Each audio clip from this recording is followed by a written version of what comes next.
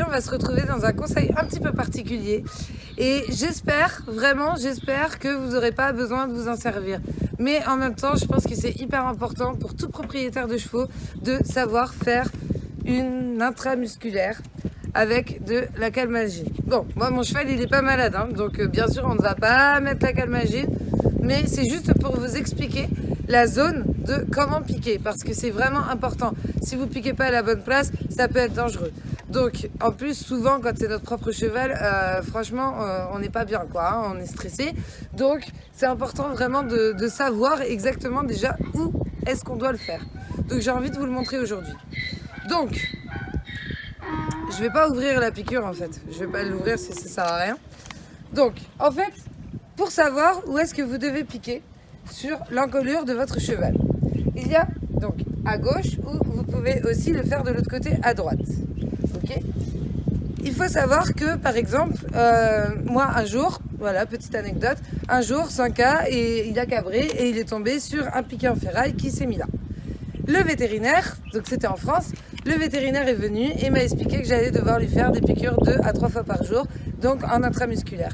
Et c'est elle du coup qui m'a montré cette façon parce que moi franchement j'avais super peur et la véto elle allait pas faire 50 km tous les jours pour venir juste lui faire une piqûre, il fallait que ce soit moi qui le lui fasse.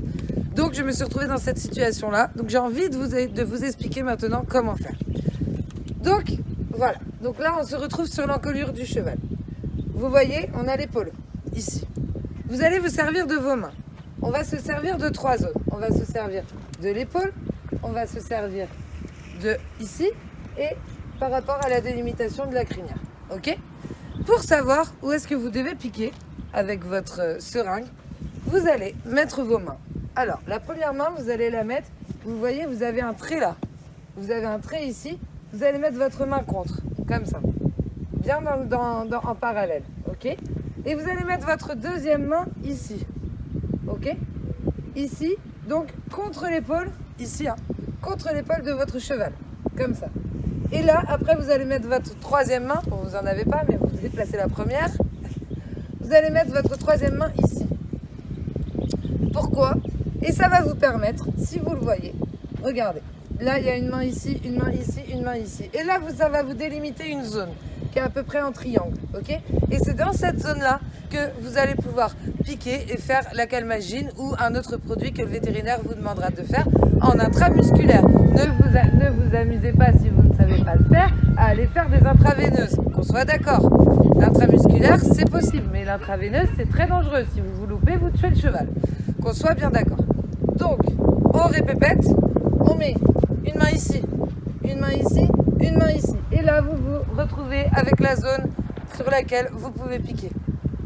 Voilà, c'est pas plus compliqué que ça et je pense que c'est vraiment important de le savoir. Une autre chose, je vous ai pas expliqué ce qu'était la calmagine. La calmagine, c'est un calmant.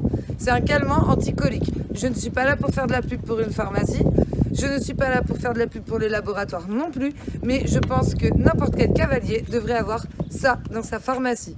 Ça, c'est un calmant qui peut être injecté en cas de colique ou autre chose. Si votre cheval, par exemple, se prend les pieds dans des fils électriques et qu'il est complètement stressé, qu'il vous arrivez, il est en nage, et là, il faut intervenir vite.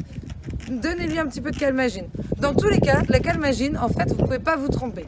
C'est soit vous l'injectez et ça va lui faire du bien, soit au pire, ça ne lui fera rien. Donc, vous prenez pas de risque, en fait, en injectant de la calmagine. Vous pouvez aussi l'injecter à des chèvres, à des vaches, à des porcins, c'est des porcs, des chiens et des chats. Mais voilà, nous on l'utilise vraiment dans le milieu équin et moi je recommande à tout propriétaire d'avoir un flacon de calmagine, quoi. Ok. Après je vais pas vous donner les doses, je vais pas parce que je ne suis pas vétérinaire, c'est pas à moi de vous donner tout ça. Vous pouvez au pire les retrouver sur Google ou autrement vous appelez votre vétérinaire. Et si vous avez un doute avant de lui en donner, n'hésitez pas à appeler votre vétérinaire, hein, il est là pour ça, qu'on soit bien d'accord. Bon, j'espère que ce petit conseil vous aura plu, j'espère que ça vous aidera, mais j'espère aussi que vous n'aurez pas besoin de vous en servir, parce que si vous avez besoin de vous en servir, c'est que votre cheval est malade, donc ça serait dommage. Voilà, voilà. Moi, je vous dis à demain pour le prochain conseil. Ciao, ciao!